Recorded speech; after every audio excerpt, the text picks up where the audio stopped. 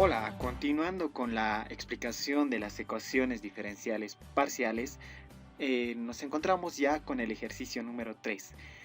¿En qué consiste el ejercicio? Consiste en que estoy resolviendo el mismo ejercicio del ejercicio número 2, pero con la diferencia de que ya tenemos condiciones iniciales. ¿Ya? ¿Qué más nos dice? De que la constante B va a ser mayor a la constante A. Es lo único que es la única información que nos da y además las condiciones iniciales. Entonces, empezamos. Cuando se trata de este tipo de ecuaciones, podríamos utilizar el anterior método, pero ahora resolveremos con un método distinto y diferente, el cual se va a utilizar de una manera continua y se resuelve una gran mayoría de los ejercicios con este método. Entonces, ¿qué es? Este método hace alusión a las variables separables como una ecuación ordinaria, podría decirse así, pero la diferencia es que ya no se están separando variables, se están separando funciones, ¿ya? Con ese dicho, nosotros deberíamos de asumir algo. Recuerden que para los dos ejemplos, la solución siempre va a ser u, y esta u depende de x y de y, pero en pocas palabras, cuando tú resuelves una ecuación diferencial, estás hallando una función, en este caso una función que depende de dos variables. Por lo tanto, podríamos decir que para el método de la separación de funciones, podríamos asumir que tenemos una función de este tipo, que se están multiplicando dos funciones, pero la diferencia es que hay una función que depende solo de x y otra función que simplemente depende de la función o de la variable y. Entonces, con ese dicho, nosotros asumimos esto. Al asumir esto, nosotros deberíamos de agarrar esta función y reemplazar en la ecuación diferencial. Pero ¿qué me falta? Me falta derivar respecto a y, respecto a x y respecto a y. Entonces, eso hacemos. Derivamos al cambio de variable respecto a x y tendríamos esta notación. Noten que simplemente afecta a la variable de x y podríamos anotarla de esta manera, ¿ya? Tenemos que hallar la derivada de u respecto a y. De igual manera, agarramos y derivamos respecto a y y simplemente afecta a la función g. Podríamos escribirla de esta manera para que sea un poco más amigable y agarramos estas dos funciones y deberíamos desemplazar en la ecuación diferencial que nos están dando de problema. Entonces, al reemplazar tendríamos esta ecuación diferencial. Entonces, lo que se tiene que hacer acá, como su nombre nos dice, método de funciones separables, tenemos que separar todos los términos que dependen de x y dependen de y. ¿Cómo hacemos eso? Simplemente por artificios matemáticos se hace lo siguiente. Yo estoy dividiendo a toda la función del factorcito y al hacer eso obtenemos lo siguiente. Noten que todo esto se convierte en este término se convierte en este término y a cero no se afecta nada, porque el cero es neutro y puede ser absorbente, ¿verdad? Entonces nos bastaría con agarrar esta función y pasarla al otro lado. La pasamos al otro lado con signo negativo y si se dan de cuenta se están igualando estas dos funciones. Al igualarse esas dos funciones nosotros tenemos que asumir algo, que estas dos funciones pueden ser una constante y es por eso que aparece lambda, que para nosotros va a ser una constante y tendríamos que tener un cierto criterio para hallar esta misma constante, ¿vale? Entonces, vamos a resolver de la siguiente manera. Para la constante lambda podríamos tener tres valores. El primer valor es cuando tenga valores negativos, números negativos. El otro valor es cuando sea netamente cero y el último valor cuando sean positivos. ¿Ya? Recuerden que es una constante simplemente. Entonces, vamos a tener tres casos. Partimos por el caso de que lambda sea una constante negativa. Entonces, vamos a tener lo siguiente. Si lambda es negativo, esto se garantiza, ¿no? Se garantiza que todos los números van a ser negativos. Por lo tanto, nosotros a esta igualdad podríamos dividir en dos. De esta manera, una que dependa de x y otra que dependa de y. Entonces, agarraríamos a la primera función y resolveríamos como una ecuación ordinaria de ecuaciones diferenciales, de una ecuación normal, ¿ya? Entonces, se resuelven las ecuaciones diferenciales, en este caso son ecuaciones lineales, si se dan de cuenta. Ya. En todo caso, cuando nosotros estamos haciendo esto, noten que acá ya no hay una diferencial parcial. ¿Por qué se convierte en total? Por el hecho de que esta función f de x solo depende de una sola variable. Entonces bastaría con anotar en vez de la diferencial parcial una diferencial total. Entonces mandamos al otro término a la constante b y a la diferencial de x a multiplicar, ¿no? A lambda menos lambda. Lo que se debería de quedar es la función f de x. Integramos acá de una manera directa y tendríamos lo siguiente. La integración de todo este término del término de la izquierda va a ser el logaritmo de la función. Eso es fácil. Y la integración de todo este término va a ser menos lambda por la constante b por x más una constante a1. Recuerden que esta constante ya es una constante simplemente, por el hecho de que simplemente es una función que depende de una sola variable. Entonces, simplificando, ustedes pueden ver de que este logaritmo pasa al otro lado como neperiano. Y el neperiano, al estar elevado a la potencia de la constante, esa constante se puede volver como una constante K1. Y tendríamos la solución para la función f de x. Pero ¿qué pasa con la función de abajo? En la función de abajo podremos decir análogamente, me refiero a que podemos hacer lo mismo. Exactamente es lo mismo. La diferencia es que los signos negativos desaparecen. Por lo tanto, este signo de acá desaparece y se convertiría en una función g de y, pero con el signo positivo. Solamente se afecta eso. No es necesario resolver, simplemente es anotar, ¿no? Y anotaríamos la función que ya habíamos hallado. Por lo tanto, ya tenemos las dos funciones y podríamos decir, ya no termina acá, ¿no? Tendríamos que aplicar las condiciones iniciales para tener un cierto criterio en nuestro resultado. Entonces, al hacer esto, vamos a decir que la primera condición inicial es, vamos a tomar a u de 0, y, que es igual a 1. Hagamos esa condición y decimos que vamos a tener una solución de este tipo, y al hacer esto tendríamos que tomar o se convierte de esta manera, ¿no? A la función, a la variable x lo estoy reemplazando con la constante 0. Tendríamos lo siguiente. F de 0 por g de y es igual a 1. Esto es lo que nos importa, ¿no? Este 1 sale de la condición. Y ahí asumimos algo. Para que todo esto sea 1, la función f de x, en este caso f de 0, debería de ser 1. Y la función g de y debería de ser una función que sea distinta de 0 para que esto cumpla, ¿no? Entonces, por lógica, nosotros diríamos, esto va a ser una función que no conozco, obviamente, pero lo que nos interesa es que f de 0 va a ser igual a 1, ¿ya? Pasa lo mismo, entonces agarramos a la condición inicial segunda y la igualamos a 1 y prácticamente es hacer lo mismo, ¿no?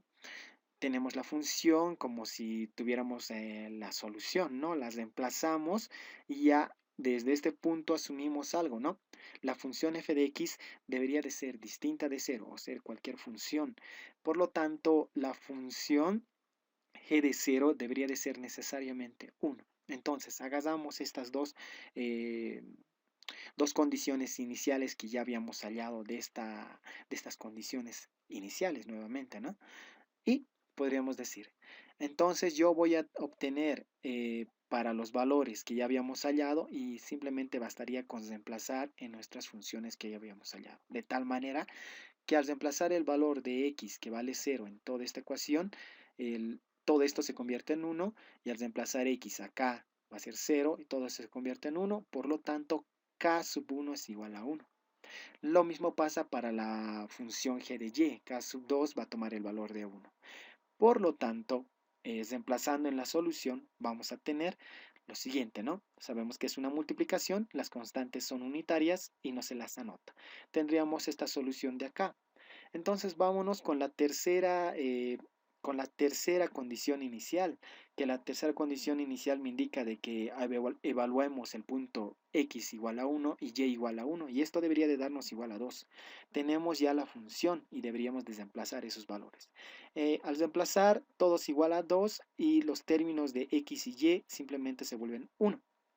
Entonces, nos preguntamos si tenemos que hallar, para que esto funcione, tenemos que hallar el valor de lambda, que no sabemos.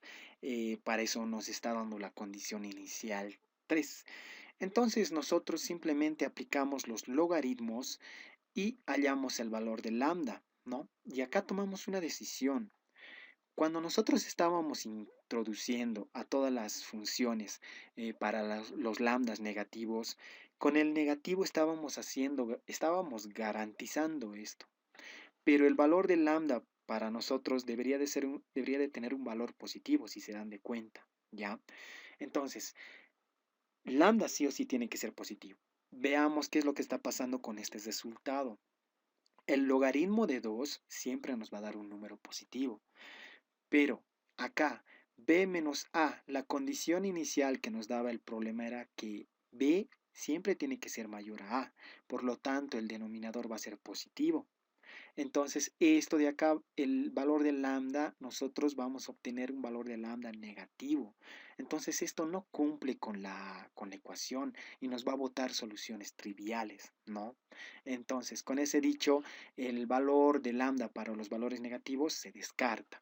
Entonces, vamos con el otro valor. ¿Qué pasa cuando lambda ya vale cero?